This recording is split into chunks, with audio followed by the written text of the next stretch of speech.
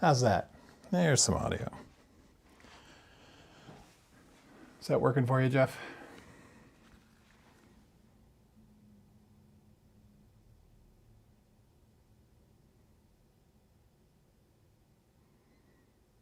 There we go. I don't need this here.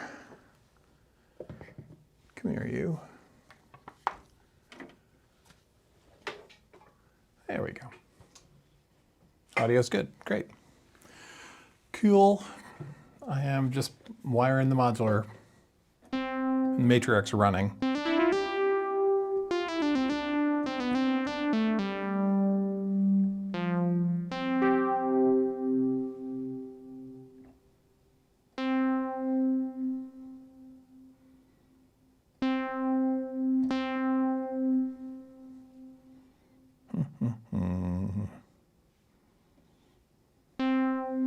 And I've got like modules laying all over the place. I need to clean up a bit.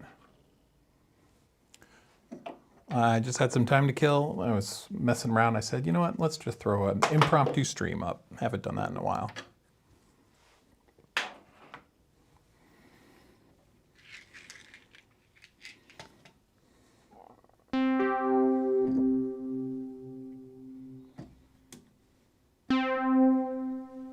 Let's tune. Tuning good.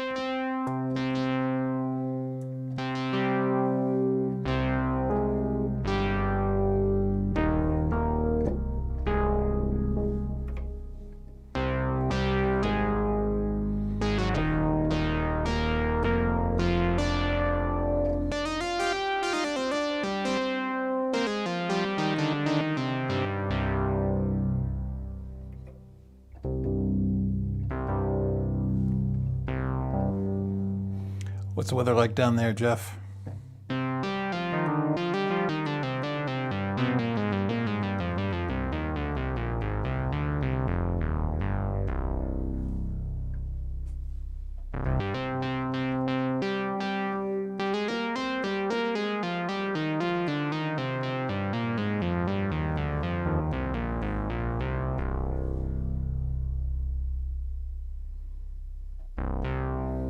Getting better?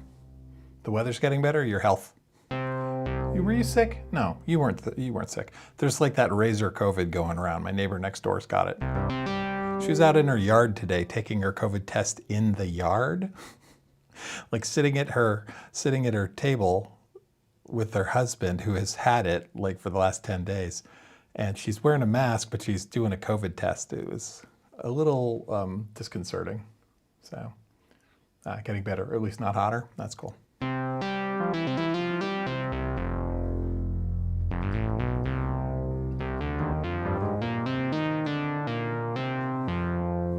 right.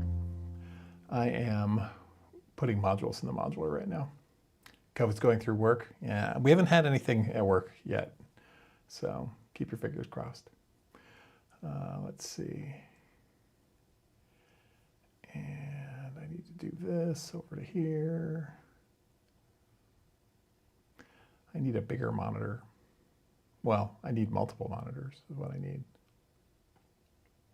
There we go. All right, and that's happy.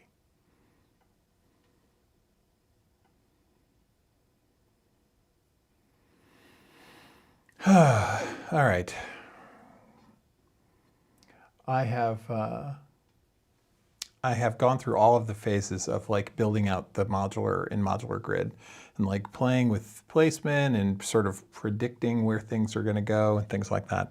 But really what I've settled on as working is sticking in one module, or two modules, and wiring it up and seeing how it feels to reach for that particular module and when you're working on something, and then shutting it down and then saying, okay, now we'll insert one more, and then sort of building up from there. That's today's experiment. So let's see.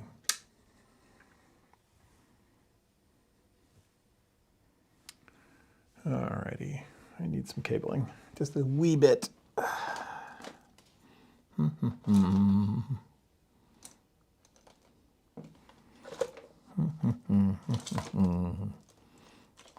Let's see.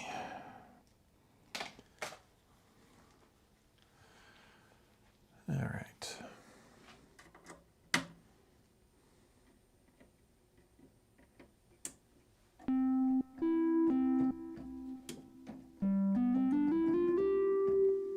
All right.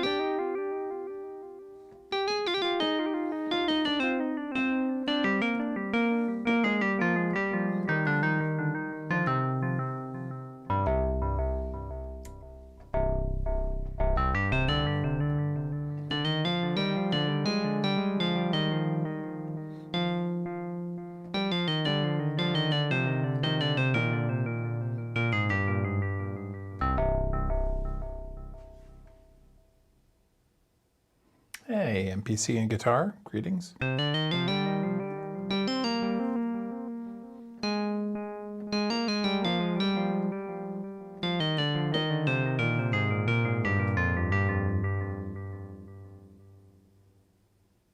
Makes you want to play with the Matrix Brute? That's cool. All right, well, so the wave folder is working fine. I like where it is. All I'm really ever going to do with it is either warp LFOs into like weird shapes or apply it to one of the oscillators on the Matriarch like I am here.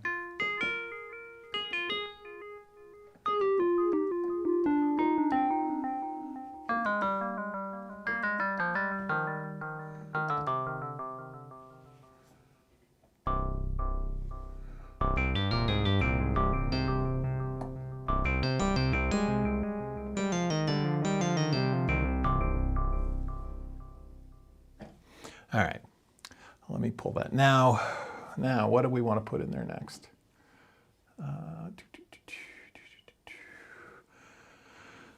I think we're going to stuff an LFO in there. Hang on a second. I'm looking around on the side here. Oh, that'll do.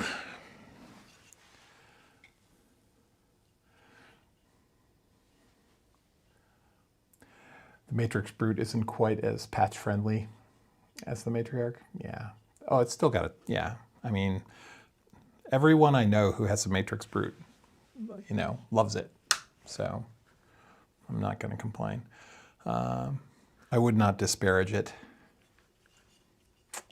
Let's see here. Come here, you. This is a really ancient dope for LFO. We're going to stick in here.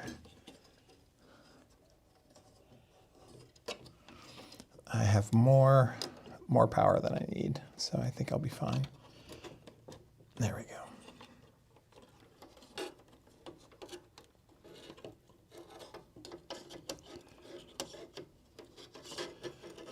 Although it's not a very deep case, and these old Doepfer modules are a little on the deep side. I'm going to end up shoving it over here and putting some blinds in or something. It'll live way over there for now. I'm not going for aesthetically pleasing necessarily.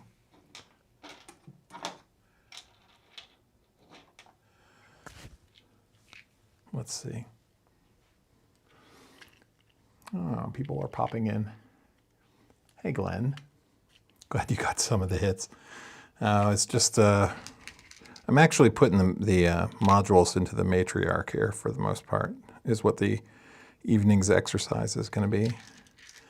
But every time I put something in, I'll turn it on and use it and see if I like where I've stuck it and see if it behaves. Come here, you.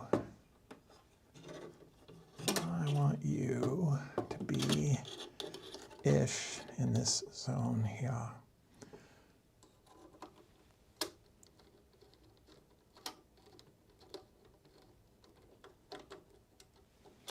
Ah, stay, hang. You know what I don't have is I don't have my magnet on a stick. There we go. I may have to go get that in a minute because inevitably I'm going to drop screws down in here. And I know knurlies are a thing, but I'm lazy, and I have a large bin of, M3 screws, so I just feel obligated to use them.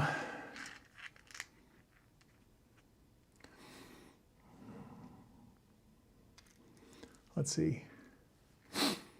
MPC and guitar. You have a Moog Matriarch, and you're so glad you got it. I just sold mine, actually. It is a fantastic synth. I just wasn't using it very much, and I'm sort of moving towards keyboard synths more thoroughly. Let's see. 1, 2, 3, 4, 5, 7, 8. 5, 6, 7, 8. Okay, that's fine. All right. But I do love the Minotaur. It is an excellent synth. I did a video on it a month ago or so, a little teeny one. Hey, Tony. If you didn't have a polybrute, you'd get a matrix brute. That's cool. There's something about the brute stuff. Like, they're good. Everyone likes them. And but I've only owned, I owned a few brute synths early on. You know, whatever the initial brute was, the little, not the micro brute, but the first release. I had that, and I liked it. I liked the metalizer. You stick a wave folder in something, and I'm going to enjoy it. And a true story, I was at Guitar Center of all places, and they carried them. As is the classic anecdotal story, the Guitar Center person, employee, was demonstrating the mini brute. Is it a mini brute? Micro brute? Anyway, the brute synth for a potential customer, and he literally went over, turned it on, plugged it into an amp, and started playing, and it hadn't warmed up, and so it was like horribly out of tune. And, you know, but like tuning as far as not just pitch, but like scale as well, you know, and calibration wise, like the octave, you play an octave and it would be off. And the poor guy who was interested in buying it was like, God, this thing's terrible.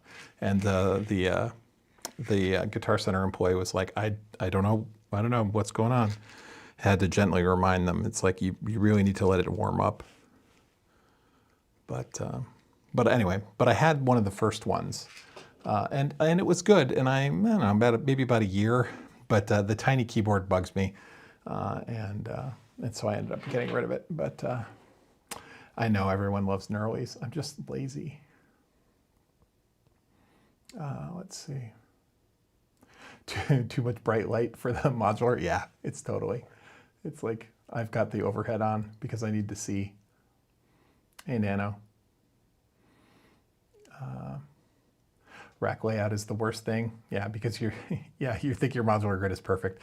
My problem is there's a disconnect in my head in that the size of a module on modular grid feels larger than it is in real life. And so I'll place things next to each other, and it's like I can't get my fingers in there. So I end up, you know, I should put like 2 HP of space between every module on modular grid, and then it'll be easier for me to deal with.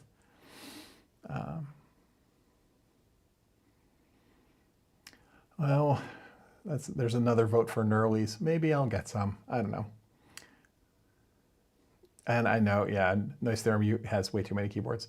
By the way, I am sitting on your mixer, Tony, and I've got all the packing materials that I think will work. It's that I'm terrified that they won't work. And so I'm like, I just gotta bite the bullet and ship that thing to you. It's, I've got bumpers on the corners. It's coming in 2 boxes. I've got expanding foam bags inside it that, you know, are allegedly going to expand and fill all the, you know, negative space to keep it from moving at all. I'm just paranoid. So I will get around to it. I do, I promise. I haven't forgotten you. How much do Knurlies cost? I've never even priced them.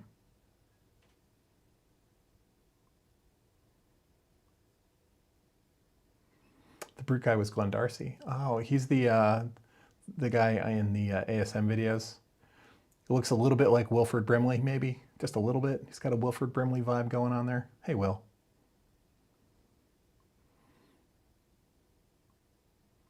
You might just come and get the mixer. If you actually come, you can. I will get around to it eventually. You're currently unemployed and hockey season's about to start. Oh, all right, all right. You want to come watch the Bruins? All right. Let's see. Where was I going next with this? So those are good for now. I want to move this steppy over, I think. While I'm talking with you guys, I've got modular grid up on another window, and I'm like adjusting things as far as like how I want it to be arranged. Hey, Doug. See, Doug, I told you I would stream again one day, get around to it.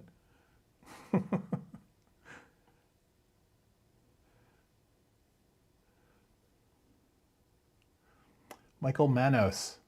Nice. Manos, the Hands of Fate. You probably hear that a lot. You may hear that a lot, and if you do, I'm sorry. But whenever I see Manos, which is, if you're a Mystery Science Theater fan, you know how much I love your last name.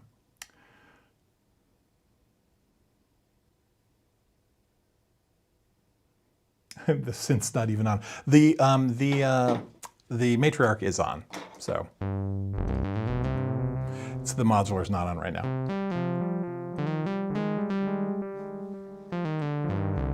So what I do, and I'm sticking in modules and then turning the modular part on and testing periodically. So, all right, so let's prove, okay, no magic smoke flying out of the LFO that I just stuck in here, so that's good.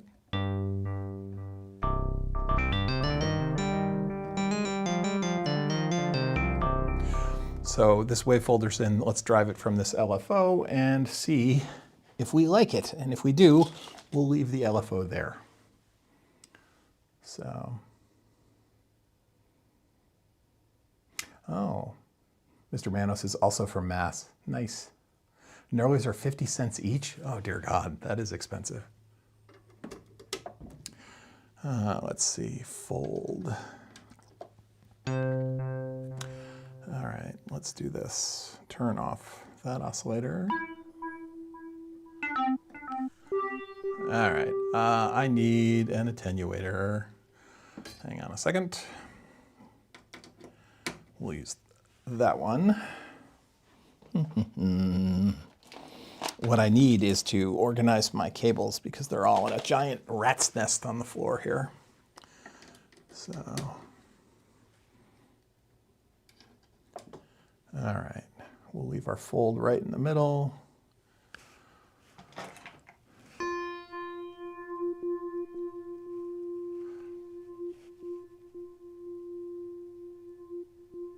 So this fold 6 has a basically inbuilt VCA. So if you turn the fold all the way down, it closes and no signal comes through.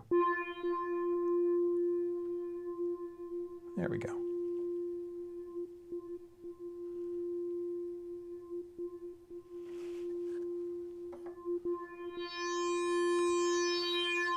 Yeah, so like it's closing. There we go.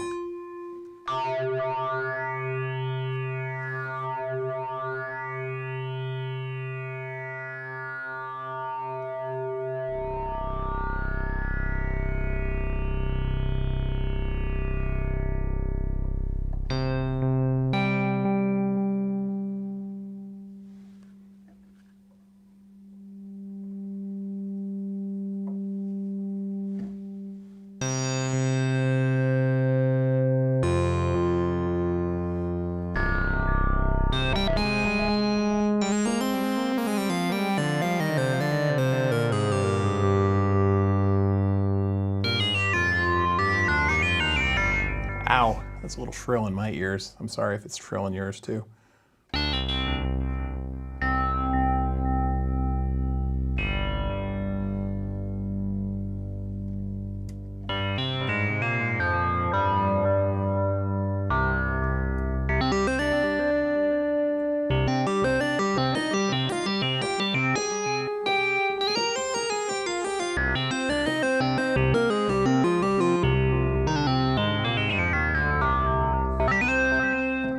All right, so that works there. I'll keep that LFO there for now.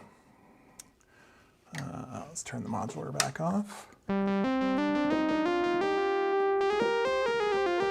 right, what do we want to stick in here next? I am rebuilding my the Matriarch Modular racks for, I think that's what it said in the subject line too, but let's see.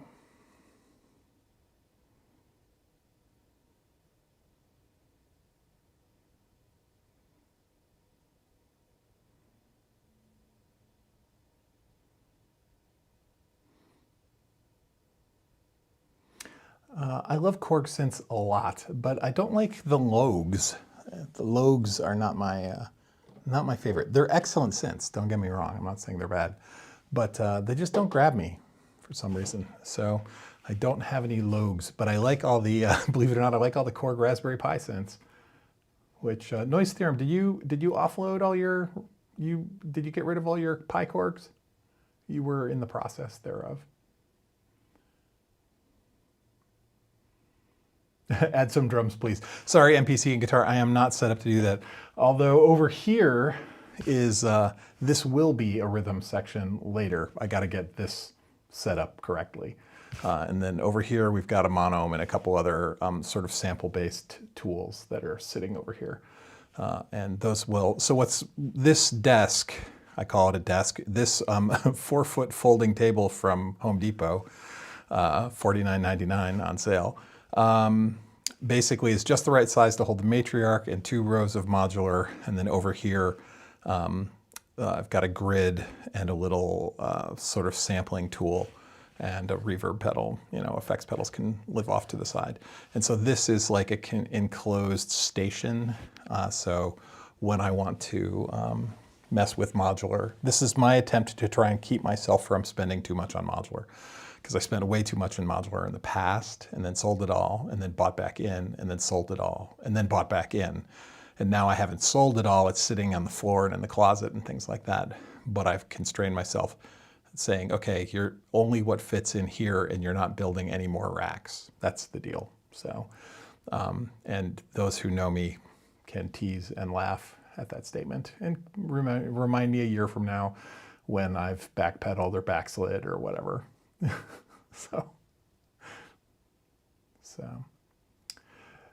Noise Theorem, you converted them to rack units. Oh, you're converting them, or you're selling them and then buying rack units?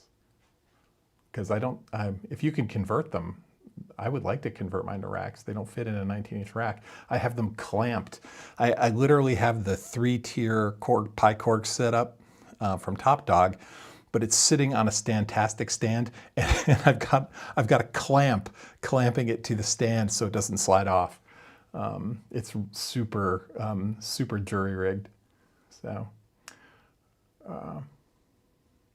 Op 6 in the wave state, Intel. Okay, yeah, you're selling the tall dock ones and then replacing with the rack ones.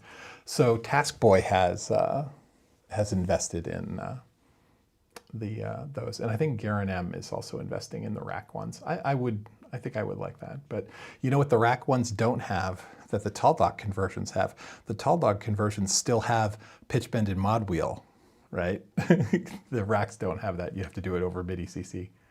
So let's see. Michael Mano says, Bitwig grid plus some hardware plus some VSTs, VCV rack an option. I'm not a fan of VCV rack.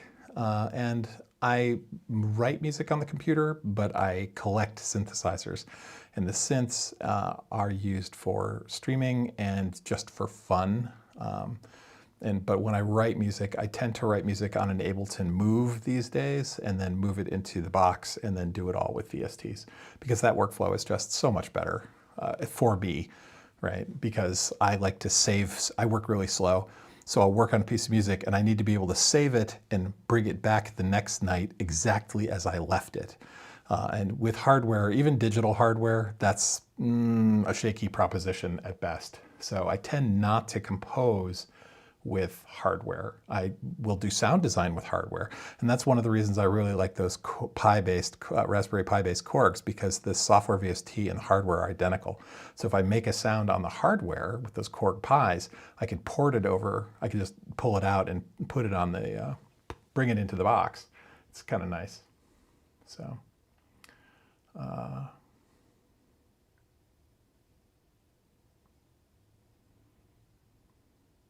Tanuki says you have a pair of XDs, Minilog XDs. Nice. Doug asks, how do you like the Standtastic stands? They're really awesome if you need to travel. They fold up in like less than a minute. Once the synths are off them, it's literally pulling a couple pins out, folding them down, according them together, and then they go right into a gig bag. And they're not that heavy. They're not light, but they're not terribly heavy. They're not as heavy as, say, like a Roland PA or Roland keyboard amp. They're great, but and you can get 2 or 3 tier variants. I like them a lot. the thing I don't like about them is if you use them in your studio, they're really deep. They're like 4 feet deep. So like when that A-frame is open, that front foot on both the left and the right side, I stub my toe on them all the time, or I kick them and I live in terrible fear that I'm going to kick it wide and the synth's going to fall, which is why I have the Korg's clamped to it with a clamp. So you sold Garen your mod wave. Okay. Okay. So when he was at NobCon, did he pick it up? Do you have any releases I can check out? Sure, Michael Manos.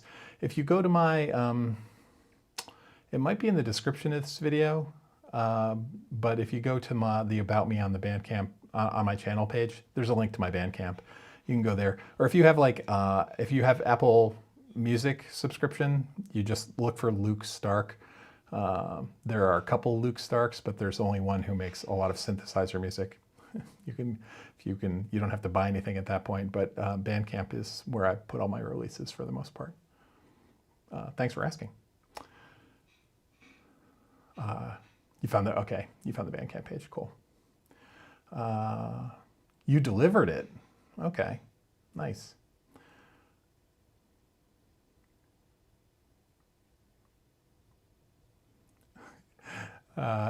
Never knew this trade show name. Oh, NobCon? Is that the one we're talking about? Tidal. I do put myself on Tidal, although I don't think every release is on Tidal. But there are many releases on Tidal under Luke, L-U-K-E, Stark, S-T-A-R-K. So.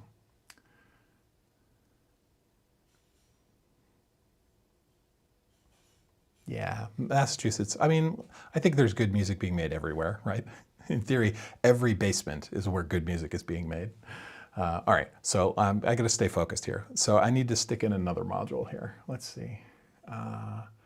Let's put some oscillators. I want to put,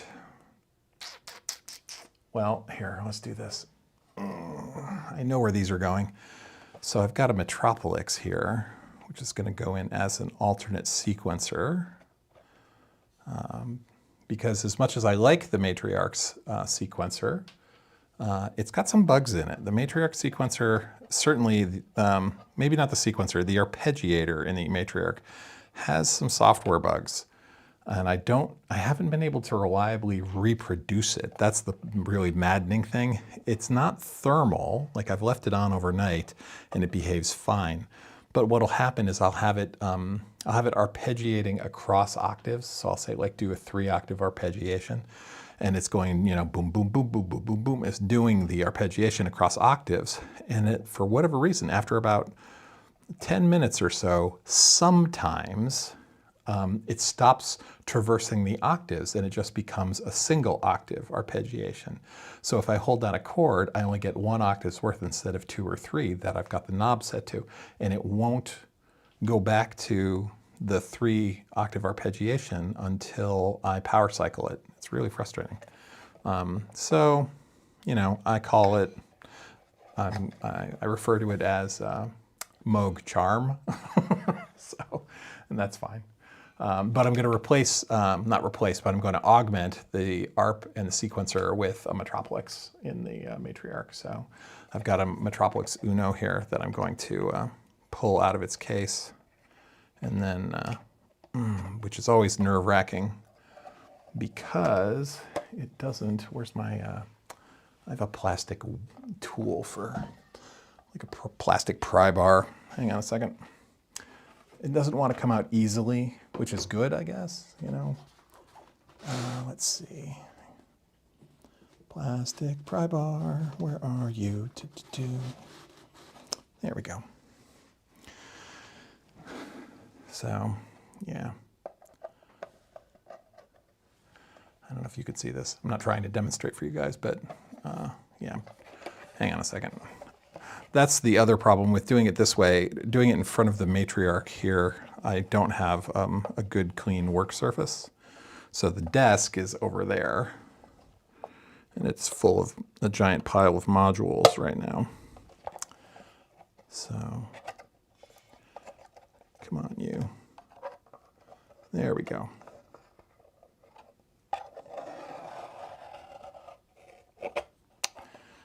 think I almost got it. Basically, the Metropolis is plugged into a little USB port inside this thing, inside the case. It's really well designed, but it's really tight. And I don't want to force it, but oh man, nerve-wracking. There we go. I think I got it. Yep, there we go. All right, so Matriarch, Metropolis Uno, or Solo, I guess, Metropolis Solo, is the case, and then the Eurorack module comes out, and there's a itty bitty USB cable in here, keeping it all together. Ta-da, that's the case. So, and that can go in here, but I need a power ribbon.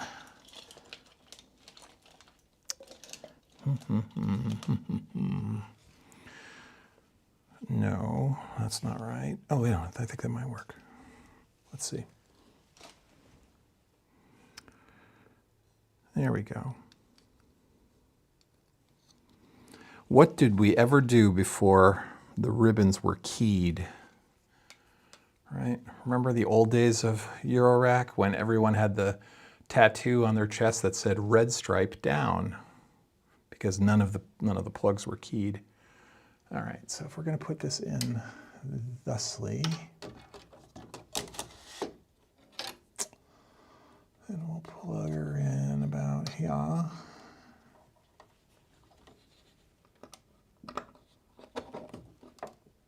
This is one we'll test. We'll make sure that the magic smoke doesn't come out. All right, stay in. Let's give you power. Hello, version 152. Okay, we're happy. Let's screw it in.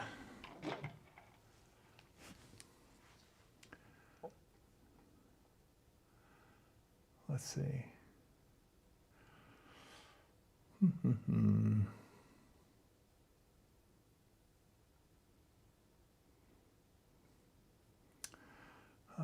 You guys are talking studio stuff. All right, cool. Back to working. That's okay. Yeah, we blew up modules once a week. That's what used to happen. That's so true.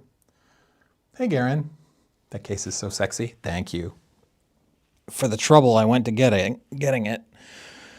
I'm not going to speak disparagingly of the guy who made it, but other people certainly speak disparagingly of him. So I don't know what to say.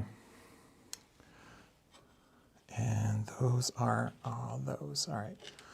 Now comes the great, this is where having knurlies would be a good idea, right? Because I'm doing the great dig through the little tray of tiny screws until I find ones that, hey, let me ask you this. How do you feel about matching screws, right? So like some of my modules are black and some are silver, and I have black and silver screws, and I try to put black screws in the black panels and silver screws in the silver panels.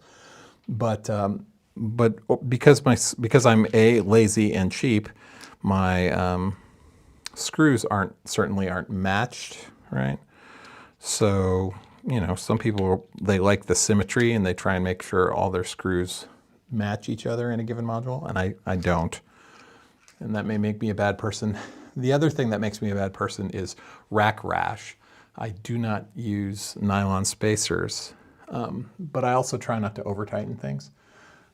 But still, that doesn't help that much. And inevitably, my modules get a certain amount of rack rash on them. And, you know, it is what it is. I can live with that. So I don't do a lot of turnover anymore in modules. And I always offer really fair prices anyway. So it's not like I'm looking for a premium. So it is what it is. There we go. Just slightly finger tight.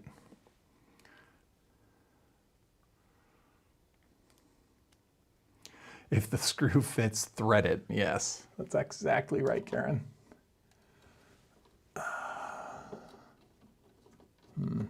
That doesn't seem right. Inevitably, I get, because we're using these old screws, right? It doesn't want to thread in correctly. That feels okay. Yeah, it's about how it sounds, not how it looks on Instagram. One of my favorite synth tuber videos, believe it or not, is Red Means Recordings video about when is it okay to post your synths to Instagram. So I don't have any presence on Instagram, so I can't post my synths to Instagram. But you know, I don't know. His video came out like a year ago, or maybe a year and a half, 2 years, and it is just a riot as far as like his sort of snarkiness on, can you do that?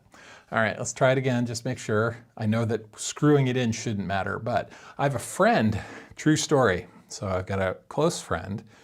He and his wife are synth collectors, synth people, synth nerds. They make music, and they are the unlucky, let's just say they come to my studio, play with my synths, and then they go spend money. But they're dual income and they have no children, so they have surplus income, right? So as a result, there's a sort of a ripple effect. They visit me and then they buy some synths. Anyway, a couple years ago, they came by and they liked the Iridium, so they went and bought an Iridium, and they liked the fact that you could Visa mount it. And they got an Iridium, they Visa mounted it, and then it was behaving weirdly, like pretty well immediately, right? And then, yeah, dinks, dual income, no kids. That would be wonderful, wouldn't it? You especially know what I'm talking about, Jeff. Anyway, so they had this problem. So they returned it to Sweetwater, and Sweetwater couldn't figure it out, so they sent them a new one. And they put it in their studio, and it had the same weird behavior. It was like weird, like a software bug or something like that. The display was behaving weird, and it was just behaving erratically. And it happened again, and then they got a third unit from Sweetwater, and then they realized the Visa screws they were using to mount it were too long, and they were going through and pressing on the circuit board. Yeah, Garen, you got it, right? And so that they ended up using smaller screws that worked fine, but in the design of the Iridium, there's no plate that prevents the screw from overextending through into the electronics of the machine. And that still exists to this day, but my friend Sasha has showed me in the current version of the Iridium manual or quick start guide, in one of their documentation now, there is a line that says, do not insert past, you know, X length or whatever. I don't remember what it exactly says, but there's a line there that's a direct result now of his experience with this, or maybe his experience, and then they've got enough reports from other people. But still, I think it's hilarious that that it's there. So.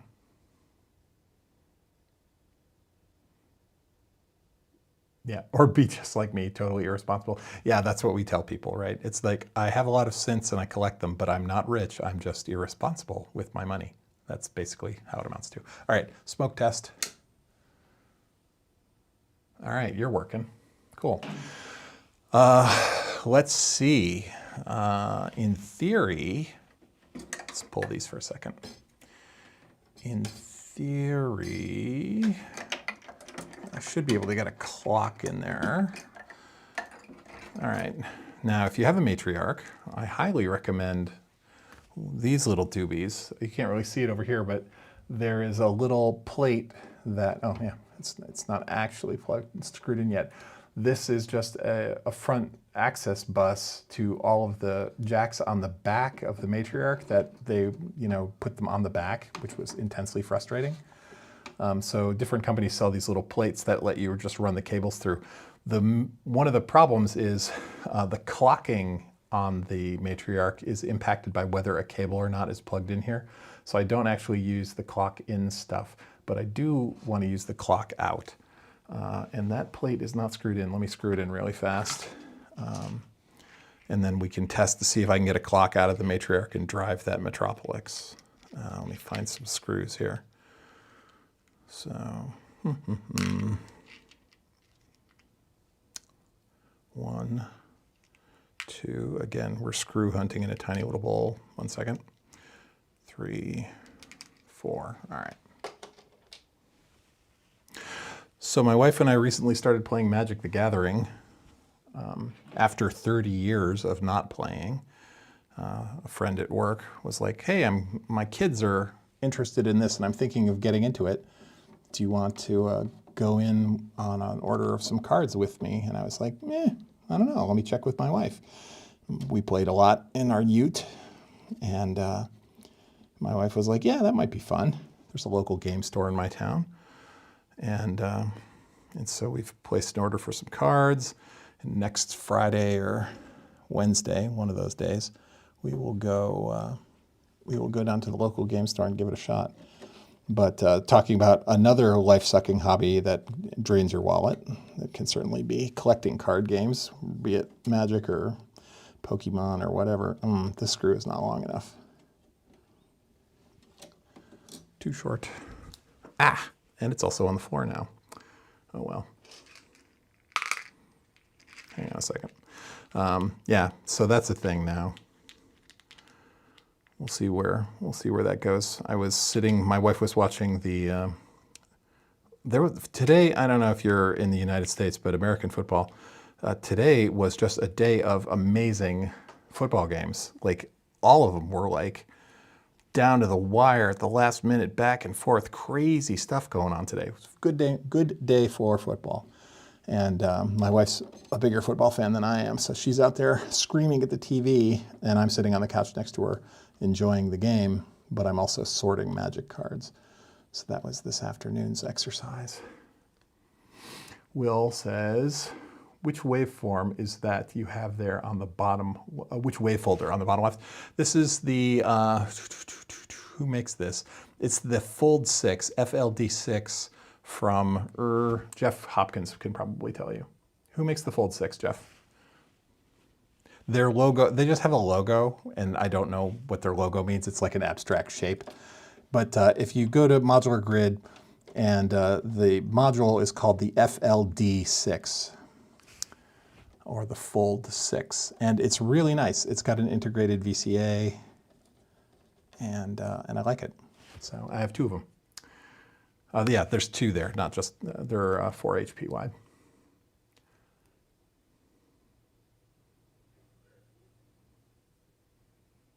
Hey, Rourke, how's it going? Let's hit that like button. You really don't have to hit the like button, guys. It's okay. So, I appreciate the support, Rourke, but it's not a thing. Let's see. That always confused Craig and Steve too. They were so kind and helpful, right?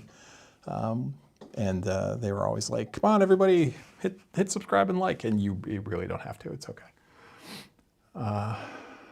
Let's see.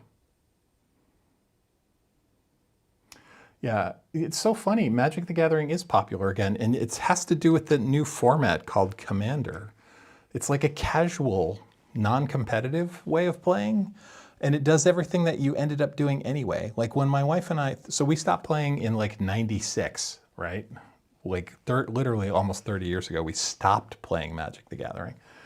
And at the time when we stopped playing, what we were doing was we were getting bored with competitive deck building. Like you'd go make a deck, tweak it out, and you'd go, and it was like 2 extremes. You either totally wiped your opponent out because it was dueling for the most part, or you were wiped out. There wasn't any sort of middle ground, and games got really repetitive because you were like, okay, what's on the banned list? Let's put 4 of everything I need in there. And so at the end, by the time we were getting out of Magic the Gathering, we were making like weird, wacky theme decks and just playing them, at dinner with friends. We weren't going to the game stores and playing anymore. Well, now there's this format called Commander that's probably been around for a few years, but it's new to me. We're just looking into it. This Commander format, you play with a 100-card singleton deck, no duplicates at all. And it's a social sort of low, non-competitive, low stress, have fun kind of approach. Like if you ever read Patrick Rothfuss's book, The Name of the Wind, it's a high fantasy novel. in that book, they play this game called Tack. And the point of the game isn't to win. The point of the game is to have a beautiful game that both players enjoy. And that's kind of like the vibe on Magic the Gathering in this Commander mode. They're like, we want to have this beautiful game. And it's multiplayer, it's not just duels. So you have like 3 or 4 or 5 people, typically 4. And they play this, it runs long because there's 4 players, but you've got a 100-card deck with no dupes in it. So it's really like, what will I get out of this zany thing I made? And what will you get out of the zany thing you made? So it's interesting. We'll see. We've only been looking at it for about 10 days now. So we still need to go to the game store and like watch, and do some learning.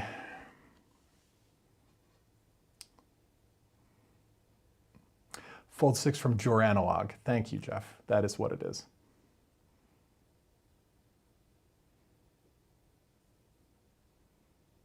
Yeah, landslide deck building. Yeah, I mean, so that's like frowned upon now. So if you go to the game store with a Magic the Gathering deck and you want to play and you like do mass land destruction, they get really mad at you. So don't do that. But all right, let's see. I've got that in there and we should have a clock now. I should be able to, in theory, the clock out should be running. Let's see, and I want clock in, and I want you set up. Clock source is not MIDI, clock source is external. And we're running, but I'm not getting a clock. So there's this. Do I need to run? Go to sequencer mode, and we are going to play. Wow, a little slower down.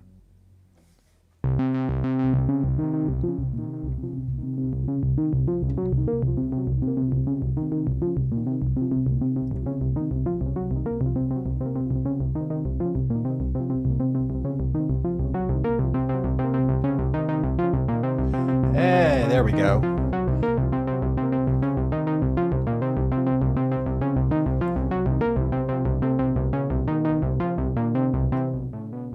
Nice, that is what I wanted. All right, so when the sequencer's playing, let's try it with the ARP. So, nice. All right, so when the sequencer's running on key gate or the ARP is running on key gate, the Metropolis gets clock. All right, cool. I'm not gonna do anything else with that right now. I just wanted to validate that clock out is coming. This is happy. That's good. All right. So now what we're going to do is we are going to do, if you're going to do it, if you're going to do something, you should do it to excess, right? There is, what do they say? Moderation is for monks. And if you're going to put in one Metropolis, you might as well put in another one. So we'll have 2 Metropoli. What's the plural of Metropolis? Metropolises. It's like matrix, matrices kind of thing. I'm not sure. But if you're going to do it, so let me unpack this other one out of its case. And we're going to stick a second Metropolis down in here. Let's see. Magic is a good game, says Glenn. Yep. Keep their social activism out of MTG and D&D. I haven't paid attention, so I don't know what's their social. You know what? I don't want to know. So I'm not on social media at all anymore. So I mean YouTube. This is social. This is the social media I'm in right now. But so like what people say on TikTok and stuff like that, I just don't follow it. So, but I have a 24-year-old who's hip, right? He's cool and lives in Boston and, keeps me up to date on important things. But come on, you come out. You can do it. There we go. Come on out, little buddy. All right, good. USB disconnected. There we go. All right, empty. So And now I need one more power. Let's see.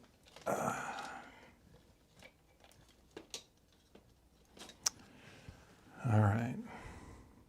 If you came in late, we were talking about keyed cable discussions, and having a keyed cable is so important these days. All right. We're going to move this. We're going to move this mix up here. Hang on a second.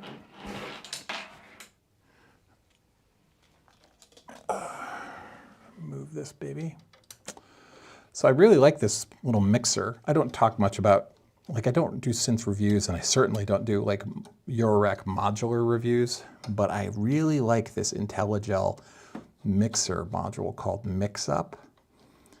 It's 2 mono channels and 2 stereo channels, and 3 attenuators for the 2 mono channels and 1 of the stereo pairs, and the 4th one is basically like an aux bus in.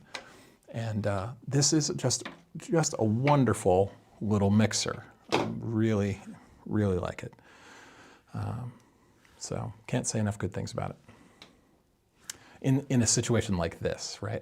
I'm gonna stick 2 extra oscillators in here. And then I'm going to drive those oscillators off of the Metropolises, so there'll be an extra sort of arpeggiation sequencing voice on top of what the Matriarch's doing. We're going to get very Berlin school on this thing in a few weeks when it's done being built. So we'll see where that goes. I have the gate expander, yes. I only have 1 though, so thanks for reminding me. I need to go grab it and then find the, is it I2C? What's the name of the protocol? I2C cable? It's a little 3-pin cable. 3-pin? 6-pin. 6-pin. I do have the gate expander, so just the 1. And it's nice. It's convenient. You don't have to get a clock divider or anything like that. You can have extra, resets and extra clock outs of various flavors. Hey, the breathalyzer, how's it going? Let's see. Oh, you guys passed like ships in the night at KnobCon. Sadness. All right, hold on a second. I gotta go find this GX. You're gonna hear me stomping around the studio here. I have one of those lavalier mics strapped to my chest here. There we go. That's not so bad.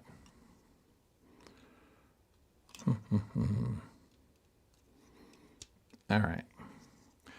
The problem is it has to go on the, given the size of the cable I have, it has to go on the left side, which makes sense. That's where all the plugs are anyway. So yeah, so the Metropolis has this gate expander that connects to the back and does the right thing. And it also requires power though. So I need to find another power ribbon. Let's see. There we go. And the gate expander is not keyed. So we need to pay attention to what we're doing here. Pin 1, red stripe down. Oh, see, they've got it silk screened. I don't think that'll, my camera is going to be macro enough for me to show that to you, but that's okay. All right, let's do a dance here.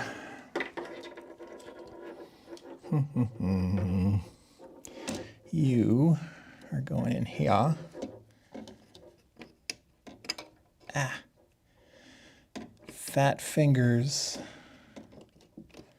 There we go. You know what? I need to get this stereo strip out of the way. Hold on a minute.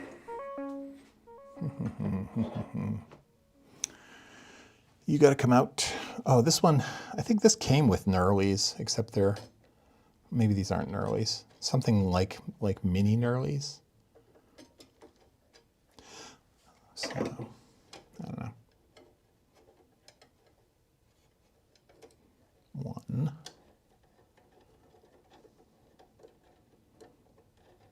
2. There we go. You live over here for now. Chill.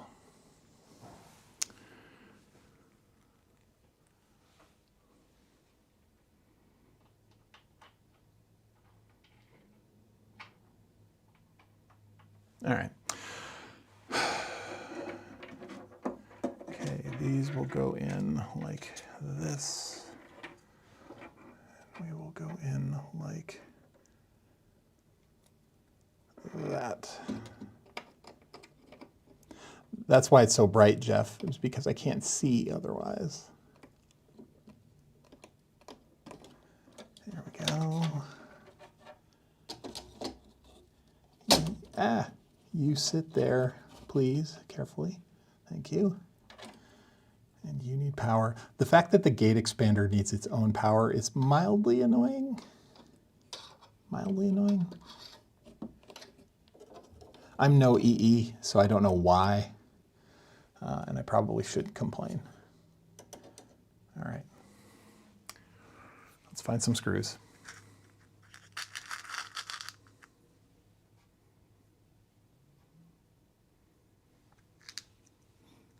All right. 1, 2, 3, 4.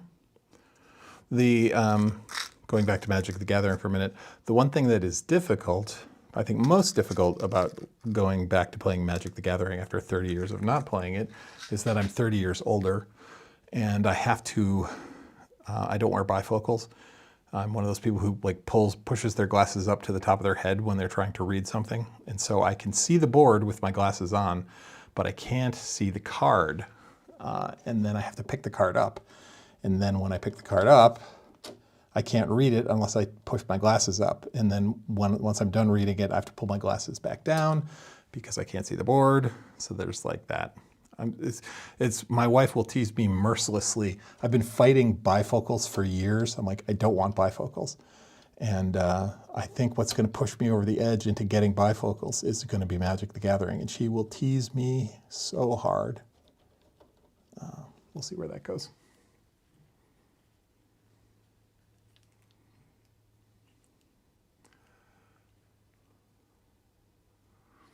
Yeah, no, there's the I2C or whatever it's called from the Metropolis. There's like the signal cable, but the gate expander has power on its own, and I assume it needs it. I haven't actually tried using it without its power. Maybe I don't. Maybe it's redundant. I'm just making my life difficult, but whatever.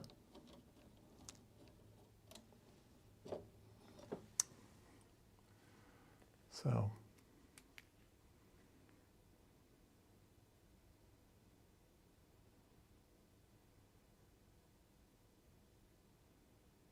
All right, keep going.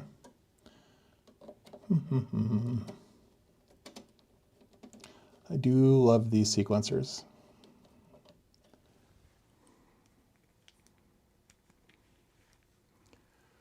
Anyway, all right, we'll get this in, we'll power it up, we'll make sure the magic smoke doesn't come out. And then we will, maybe I'll add a couple oscillators really quick. Well, okay, that's not a true statement. There is no add anything to a modular really quick. Nope. Hang on. Too tight, too soon.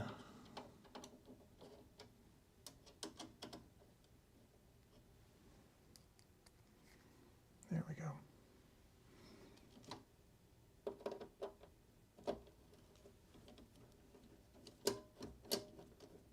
There we go.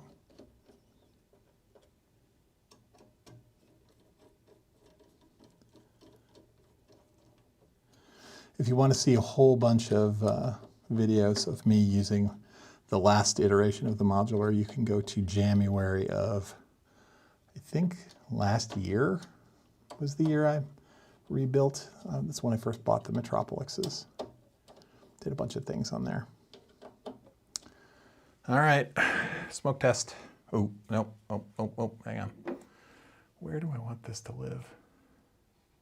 So I have a teletype arriving tomorrow. That's the one module I bought. Everything else was in the closet. It's in the closet. Good old Kanye. And I did buy one additional utility module. I bought a teletype. And that arrives tomorrow. Yeah, the dual Metropolis thing is just like the Metropolis itself has its own internal like crossable modulation, but having two Metropolises is truly a luxury that everyone should try if they can. All right. Let me put this. If this is where I think it is,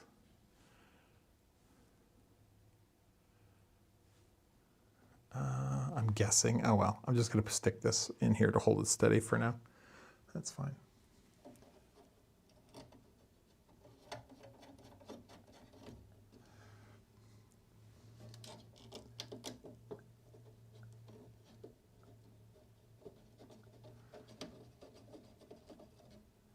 All right, smoke test.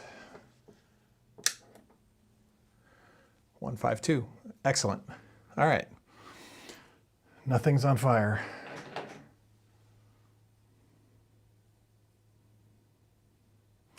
Jeff, you've got the Relic, don't you? Like, how's that going? That's like the new 800-pound gorilla, isn't it? No smoke. Oh, hey, Joe. Yeah, no, it's not on fire.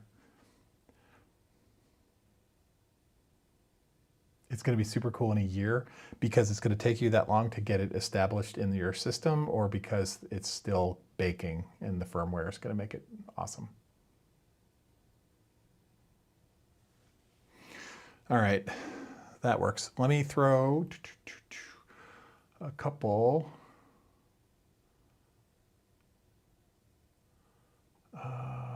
What am I missing? Got a GX expander. I want to put another precision adder in here. So we're going to stick an Erica precision adder there. It just, is this like a thing, right? Tiny, tiny module comes with the longest ribbon in the world. So let me swap that out. Give me a small ribbon.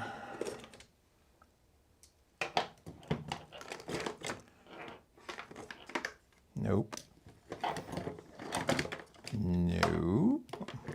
Also too big, too long. That's a little better. And that's even shorter. Perfect. Oh, but it's the wrong size. All right, that'll work. Okay.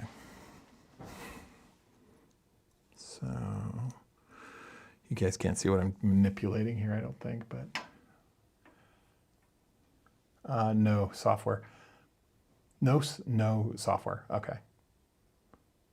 Good to know. Cool. It looks like a beast, I gotta say. It's very impressive. It's like the Darth Vader of grid design, right?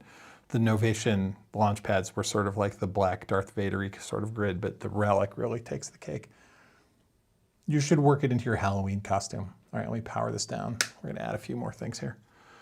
All right, so I've had a lot of experience with Erica Synths modules, and they have been universally, they're either perfect or near perfect, or they are trash. And I think it has to do with whether or not it says black on it. Like the black line from Erica Synths appears to be very high quality, but the Nano series, as far as I can tell, if you care about pitch, the Nano series is trash, right? So if you just like to, if you are a sonic explorer who likes to doesn't care about tonality, doesn't care about pitch too much, like you make rhythmic stuff, or you sort of vibe on it and it's okay if it's out of tune, the Nano stuff is very cost effective. But if you're like me and you're OCD and you're like, it needs to stay in tune, No, not going to happen. But the Erica Synth's black modules, in my experience, are quite good. And this precision adder is a good example. It's a really nice, it's basically a dual mult where you've got a 3-way mult with an octave switch on it, a plus 12 volt, minus 12 volt, 0 volt in the middle, or excuse me, a plus 1 volt, minus 1 volt. And it works great. Never had a problem with it. But the Pico or Nano 2U or 2 HP wide oscillators were very bad. Did not like. All right, smoke test. All right, no smoke. Nice. All right. What's next? Oscillators. Let's stick a couple more oscillators in here.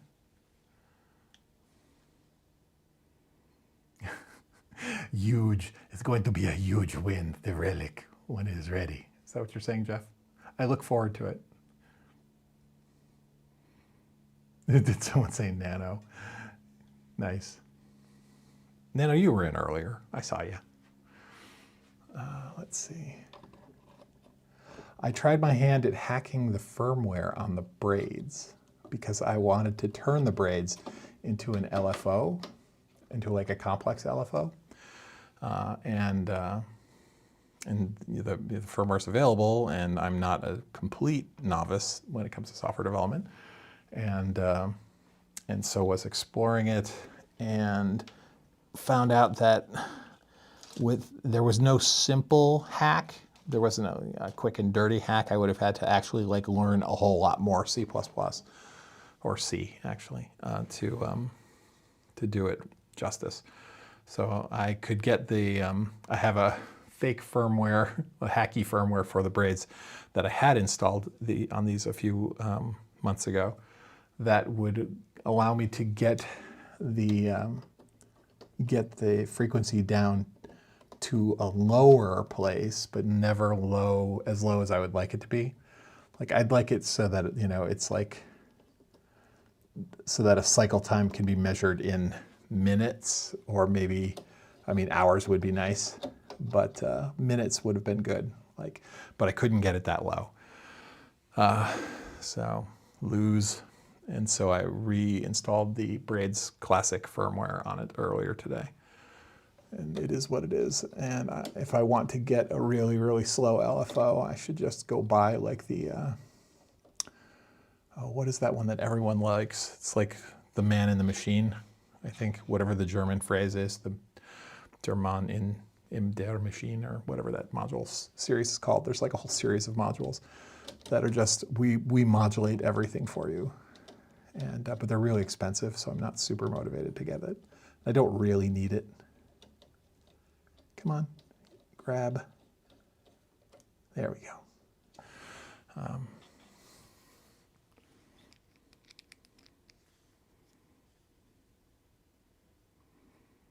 Jeff is our Relic correspondent. Yes, man on the scene. Yes, absolutely.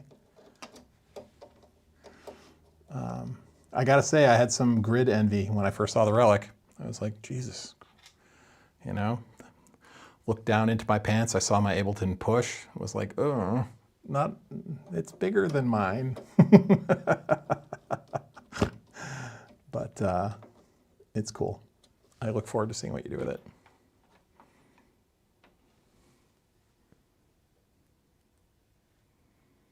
So let's see, for anyone who's popped in, what's going on is I'm building out the modular racks for the Matriarch here. It's going to take a few days and or weeks, but my wife's watching football, or was watching football. And I was like, you know what, let's go into the studio and futz around a bit. So if you're disappointed that you're not hearing a bunch of synthesizers and instead you're hearing me yammering, I'm sorry. That's just what it is tonight. I'll play this. The Matriarch is running, and I was playing it a little bit earlier. I'll play it a bit more in a bit. If I can get these oscillators to a place where I want them. but it's also getting kind of late here. And I'm probably going to slow down in a bit and go to bed because tomorrow we have to work. Work, work, work. I looked into retiring because Garen has made me jealous, and it looks great, except I can't afford to do it. So, all right, smoke test, 2 micro braids. Here we go. These 2. We'll see if they explode. Boom. No. All right. Cool. Let's see. That's a win. What's next on the list? So we're working the opposite way in this particular. So it's going to be sequencer into oscillator, filter, modulation, processing, et cetera, things like that. And so the Matriarch stuff will be being processed this way. So Matriarch oscillators here to wave folders going this way.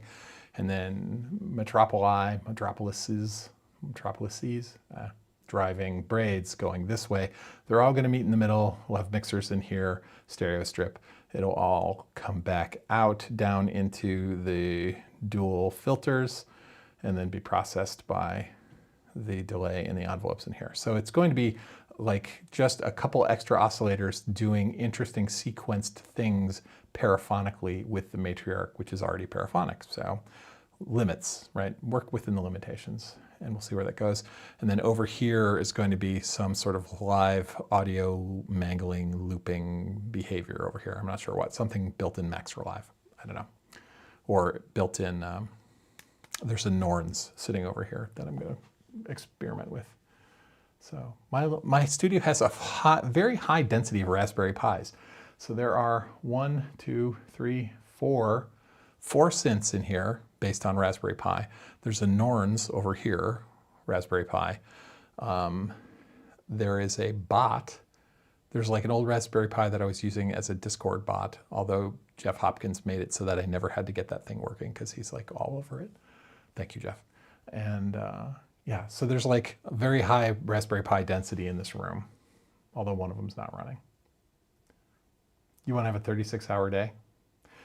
What was the thing at MIT in the 50s where they started experimenting with a, was it a 30-hour day? The students were like played with it. Like Marvin Minsky and all the precursors to Lisp and the Unix stuff. Maybe not Unix, but like the Lisp machine gang at MIT in the 50s and 60s were experimenting with 30-hour days. And so they would slowly, their clock would phase out of the 24-hour day. And so they would ask, hey, have you seen Marvin? And it's like, oh, he's transitioned into night cycle, right? So where he's asleep during the day, where the rest of us are up. And then, in a week or two, he would catch back up and he would be in sync again. Yeah. Yeah, I hear you, Jeff. All right, cool. So where do we go next? So I have I have one fun filter and one meh filter to go in here. I've got a WASP filter, and I've got an old IntelliGel, the micro VCF from IntelliGel, which is kind of an Oberheim filter. I don't remember the exact chip filter topology, but I've got this old VCF. I'm trying not to buy any new modules for this. I did buy a teletype, right? But we'll see. And this is where the symmetry breaks down. So it's like Metropolis, okay, my width is what is bilateral symmetry laying on your side, right? So these match, then the gate expander matches the Erica Synth's precision adder, that's fine. Then we have 2 micro braids, that's good. But now I want to stick some filters in here, right? And I've got a WASP filter, which may not actually work. It might be too deep. So that's the problem with the Dofer stuff. It might fit. I might have to move. I'm gonna have to move this bus cable over a little bit. It's like you can get these really dense power buses, in a beautiful case, but it's so not deep. It's so shallow. I know words. It's so shallow that if you've got an old module that's got a long board, you got to jury rig, you got to jockey it around to get it where you need it to be. So I don't know. We'll see. Let's see what happens here.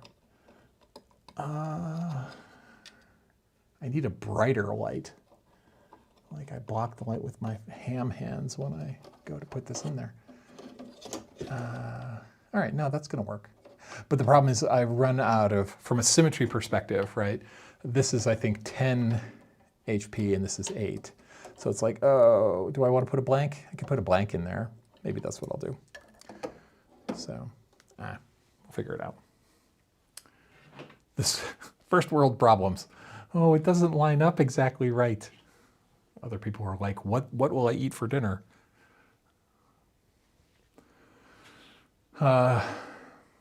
Garen says, I'm thinking about the same pi density. Yeah, you think you're about the same pi density? Yeah. Don't you have the Neo, the King Korg Neo? That's a pi one too, right? Nice Theorem says, people who work at JPL on the Mars rover synchronize their clocks tomorrow's time. For those missions, the last years and years and years can be very disruptive. Not everyone can handle it. Interesting. I did not know that. I have a friend who works for NASA, sort of. So she's here in Boston, and she works for a team at MIT, I think, that is managing a really old satellite that has long since proved its worth and done its thing, and its mission just keeps getting extended because it's still working, right? So she's on the team that sort of manages this satellite that does some, I don't know if it's a telescope or what, but they're living in fear of the current administration because they're shutting down a whole bunch of old things. But I don't know what their cycle is like. But they're, to your point, Noise Theorem, they're a very long-running project. So words is hard, yes.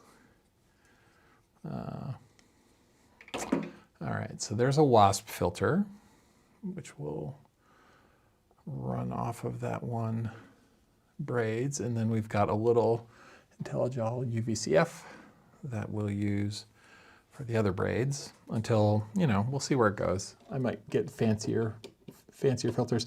I have 2 Doepfer low-pass gates in the closet. Again, Kanye reference, in the closet. Anyway, do you like fish sticks? But I don't like them. So the problem, it's sort of like getting a scratch off, right? I picked up these low-pass gates from Doepfer, and they're like vintage style. They're beautiful. They're black. They're awesome looking, but they have, I think they have Vactrals in them, and I bought them because Vactrals were going away in the EU, or they were switching to materials used to make them that didn't have something carcinogenic in it or something like that. I don't know, but it was total FOMO. It was a fear of missing out thing, and I'm like, oh my God, Vactrals are going away. I'll go get some low-pass gates before they're unavailable. So I ordered these 2 low-pass gates from Doepfer, and they came. And the problem with Vactrals is it's kind of hit or miss. It's like a lottery scratch-off. Some Vactrals, in my experience, sound wonderful. They have just a beautiful curve, and their timbre as they move through that curve is just like total Buchla bongo heaven. And other ones sound like you're hitting a cinder block with a cardboard tube. They don't sound good sometimes. That's not good. And unfortunately, the 2 that I have don't sound good, and I'm no EE, and I'm not sure if there's anything I can do about it. I don't want to return them because, I don't know, I'm not that guy. I'm not going to be like, I don't like the way it sounds, so have it back. But it's definitely frustrating. So I've got these two. So I haven't bought any other filters for a while. Although I do have a Squawk Dirty To Me in there, which is a nice digital filter, stereo digital filter. But it's just a little bit noisy. I don't know why. So that's bugging me a little bit. So I don't know. I've been bit by the filter bug one time too many. This is weird. I think I've got this in the wrong hole. Oh God, stop. There we go. That's better. That would probably explain why the other screw wasn't fitting too well either. All right, and we'll just put a blank in there.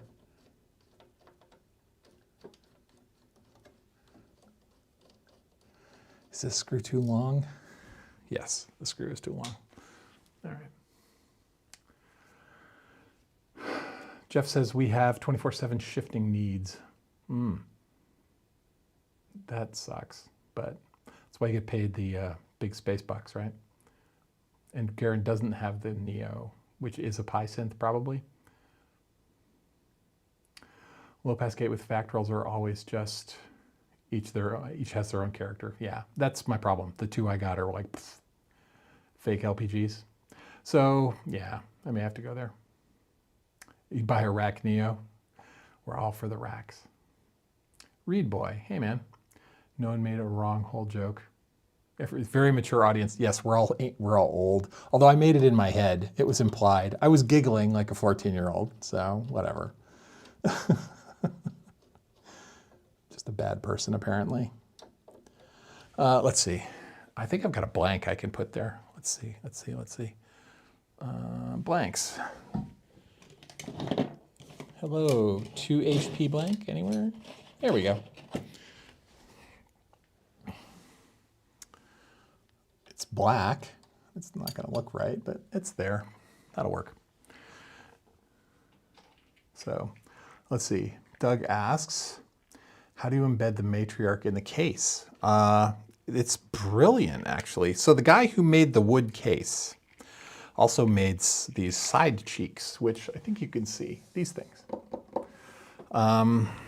And for the Matriarch, and I think this is true of a bunch of other synths as well, like it's just a routed wood sort of sleeve that fits over the existing end cheek on the Matriarch. So it's like sticking a Tupperware lid onto the bowl.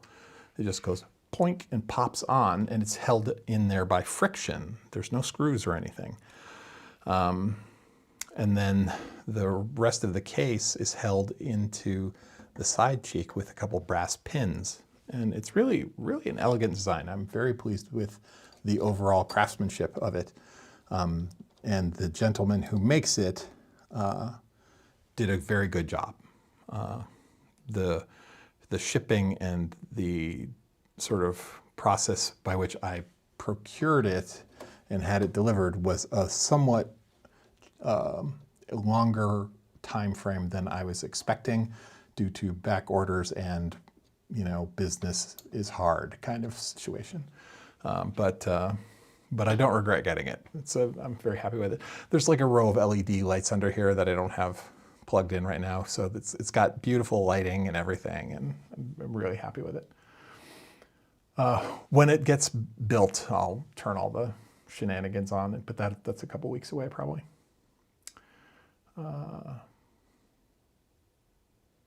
Yeah, the Neo is a Pi Core. I think so too. All right, so smoke test number 2, all right. There are no indicator lights on these units, so I'm just literally looking for smoke. Here we go. Nope. All right. Okay, let's test it. What time is it? It's 9:30. All right. So my wife's going to come stomping in here around 10 o'clock. So I got about 20 minutes here. Let us plug a sequencer into a braids, into a filter, and drive it. I don't have any envelopes in here right now. This is where those low pass gates would have been helpful. Maybe I will go get those low pass gates. Not right now. But let's try and do just the signal path. We'll take the clock out of the Matriarch, we'll run it into the Metropolises and drive a couple braids through their relative filters. We'll run them into the mixer on the Matriarch and see what happens. All right, so let's see. All right, let's get the clock over there. So I need a mult here. All right, hang on a second. Let me find some patch cables. Thank you for telling me about the iridium mounting issue. Good to know. Yes, Doug. Yeah, just be careful. Don't you just use short screws. Make sure they're the right length. All right, so clock out from the Matriarch into a mult. Ding. And then we will take that clock, and I need cables that are long enough. My cables are very not optimal. Yeah, that's not going to fit, but that one will. And let's set you so that you are taking your clock source from external. Thank you. Right, we've got a signal. All right, now I need a slightly longer cable. Ding, to a clock up here. All right, we've got clock. Now let's get our pitches out of there. As long as, who said that earlier? Hold on. It was Reed Boy. No one made any wrong hole jokes, very mature. So every time I say the word pitches when I'm working with modular, it only happens when I'm working with modular. When I'm like in the box in Ableton and talking about pitch, or I'm working with hardware synths that aren't semi-modular, pitch is just pitch and pitches is just pitches. But when I'm working with modular, pitches always makes me giggle because I hear Cheech Marin and Tommy Chong saying bitches, like making jokes about the bitches, but they say pitches. Anyway, it's very immature. So let's see. I probably can get away with a shorter cable here. Let's see.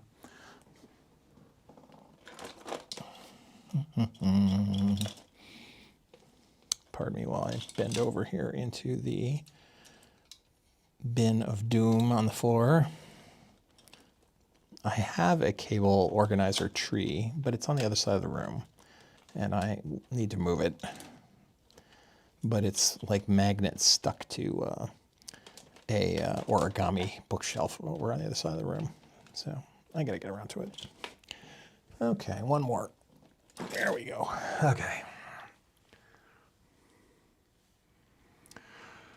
All right, so pitch from track A is going to go to volt per octave in, which is here on braids 1, and we'll take pitch from here is going to go into volt per octave on braids 2, and we'll run out into the in on the micro VCF for braids 2, and we'll run out into the audio in on the WASP filter. And then we will run those back down into, if I can find the right cable length. There we go. And we'll run the low pass out of the WASP filter. No, we'll run the band pass out on the WASP filter down into oscillator. We'll run it into oscillator 2 in, and we'll take this one. Will this reach? We'll take band pass out of this micro VCF and run it into, that's not going to reach. Okay. Something just a little bit longer. There we go. All right. We'll take the band pass out from there into oscillator 3. We'll turn down oscillator 4, oscillator 2, oscillator 1. Okay. Now I need my headphones. Hang on one sec. Yeah, I think that'll work. Tangent, what's generating the psychedelic swirls on the side of my video? That is an iOS app that may be available on Mac OS, but I'm running an M4 Mini. to capture the stream. So I think it's actually an iOS app that I've installed on Mac OS, and it's called Fluid.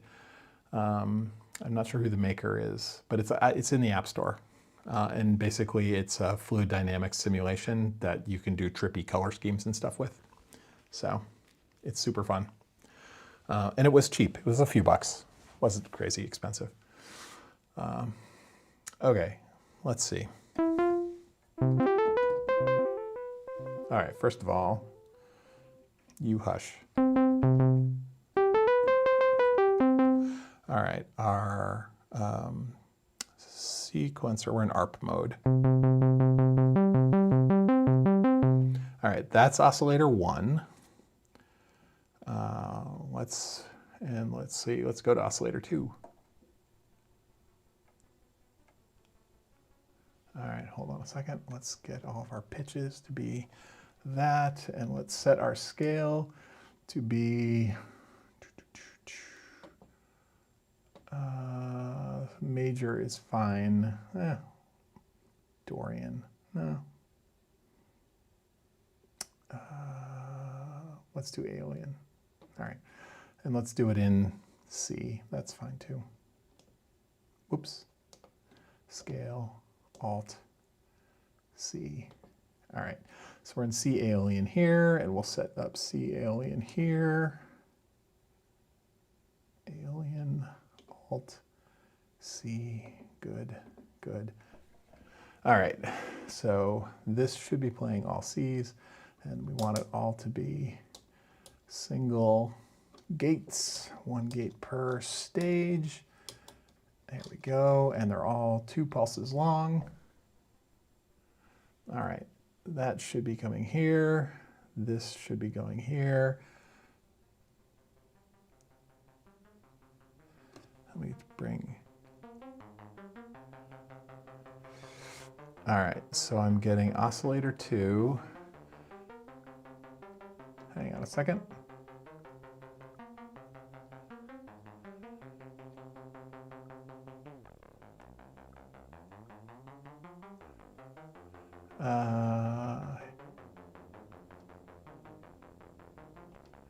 Hang on a second.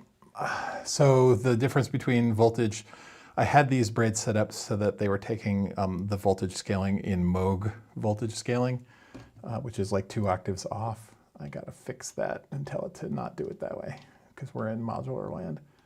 Range, octave. No, I think that's fine. 0? I think that might be okay. Hang on a minute. Sorry, I know the camera's there and I'm like blocking everything with my hand, but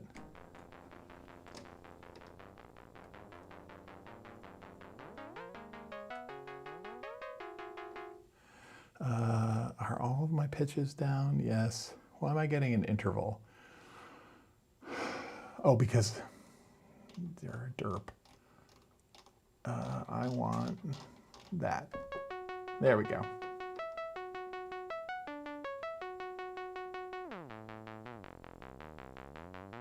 All right, so this is a C. Let's turn oscillator 1 back up.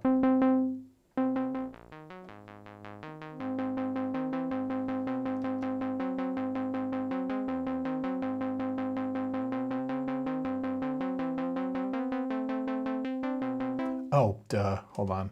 I think I've still got like ratchets and shit in here. Hold on a minute. Edit accumulators. And I'm in the mod track too. Boy, I'm really an idiot. It's been a while since I used this. Hold on a second. Yeah, I've got ratchets, which I don't want. Turn the ratchets off. And then I've got accumulators. Oh yeah, lots of accumulators. Let's turn these all off.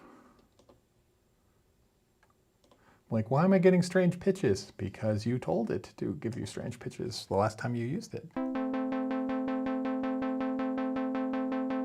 All right.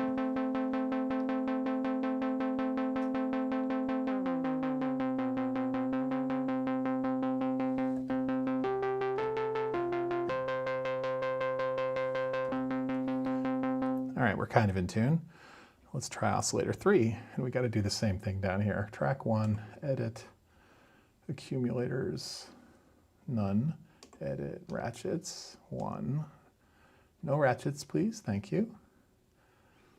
Exit, and we want the same thing.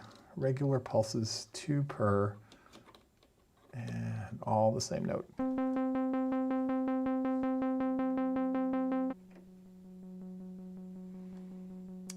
And we got to open the filter up.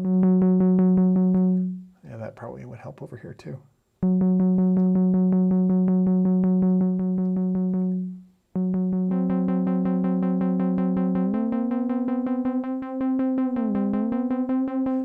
Sorry, hold on. I want to tell this to also be in T-source, delay, attenuator, attack decay, frequency modulation, timing, VCA, range, and octave. Octave, I want it to be there, and quantization, I want it to be semitone quantization. Thank you. And that's fine. I think that's right. That's better.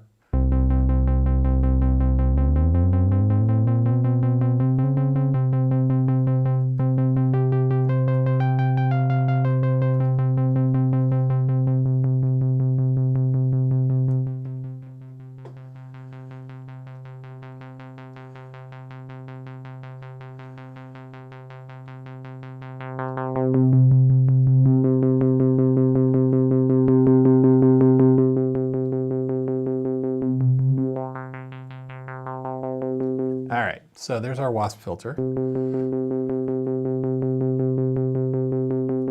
And here is our... All right, now let's put some pitches in here. So let's do the first one.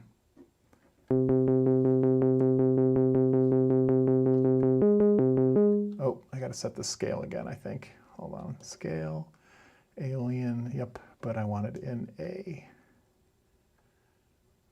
There we go.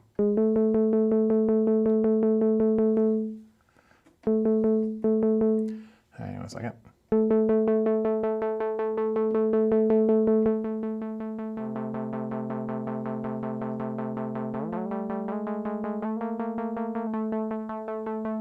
All right, there we go. So.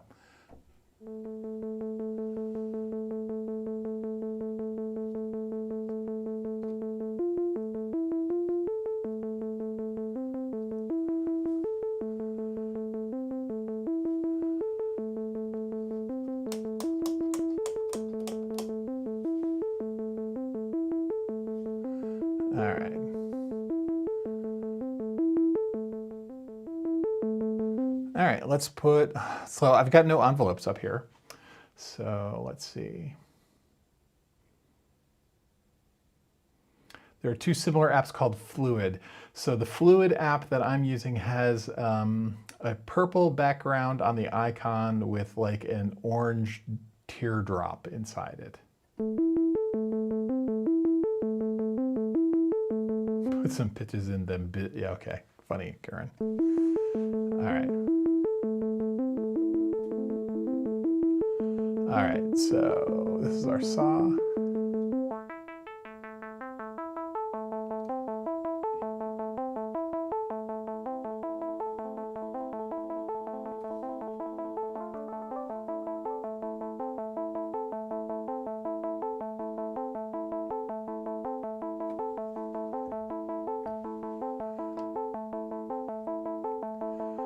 All right, let's check our length.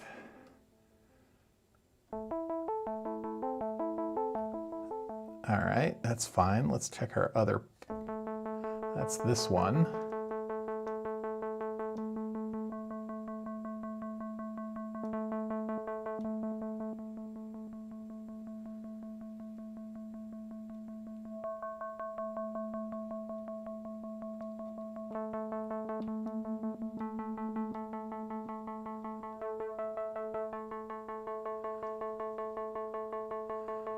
Length, order, not shuffle. Linear, thank you.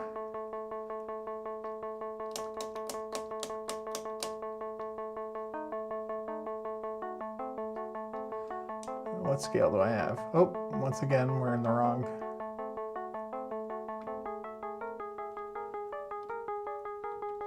Now I have to retune.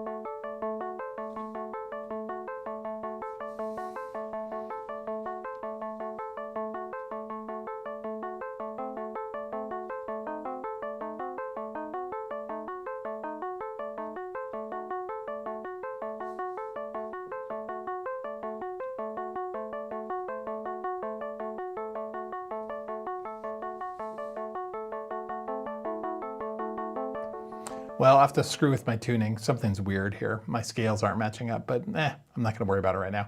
I'm getting clock. It's going to the sequencers, going to the oscillators, through the filters, back in. Everything's behaving. It's synchronized with the delay. I'm going to call that a win for tonight. It's 9:53. Let's see.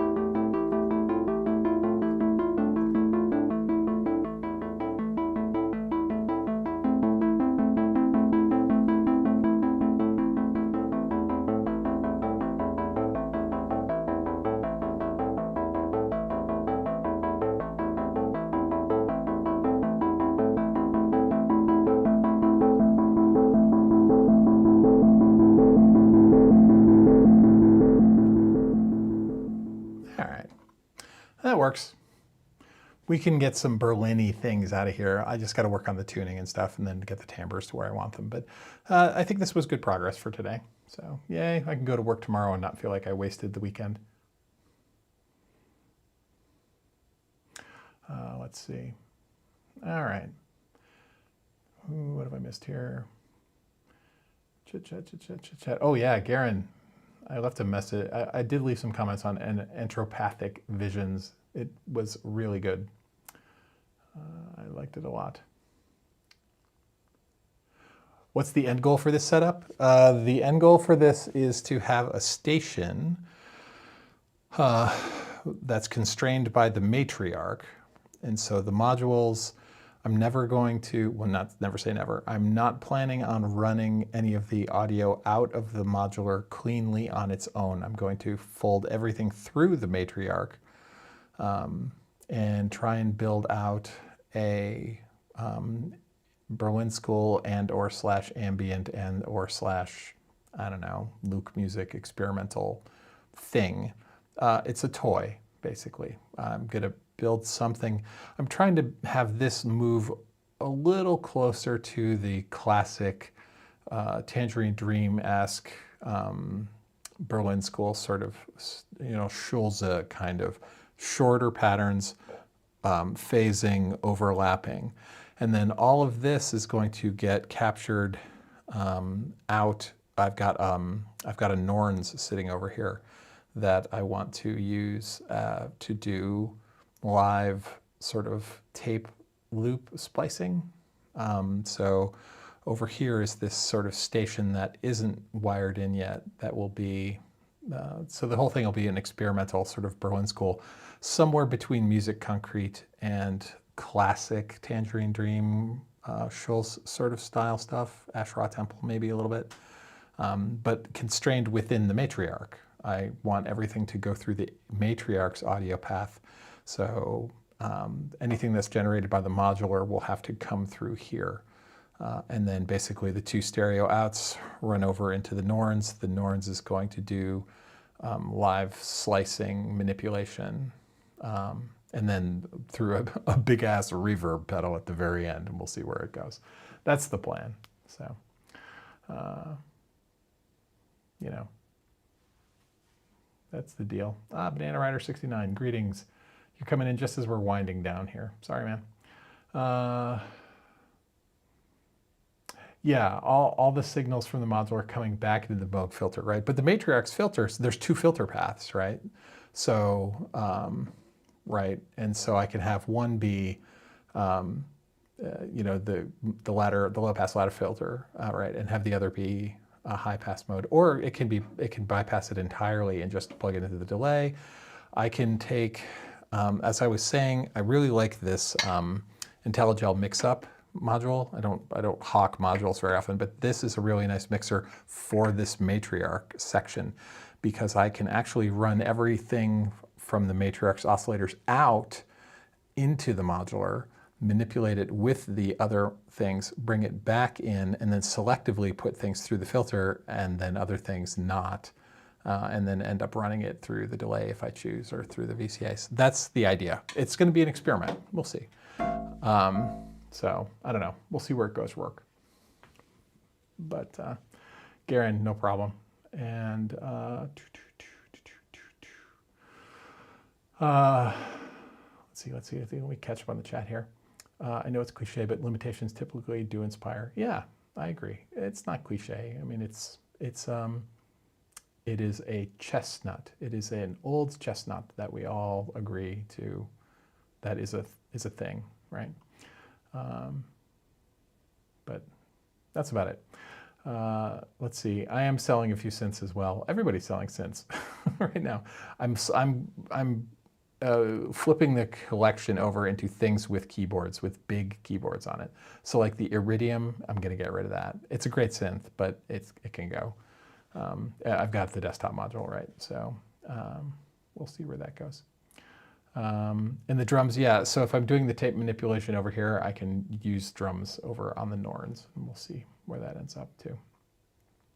So anyway, that's it, gang. Thanks very much. I gotta go be a husband and see how my wife fared in the football pools, and then I have to go to work tomorrow. So I hope everybody has a good time. I'm gonna go kill the stream. And I wish you well. Have a great week. And I'll talk to you guys later.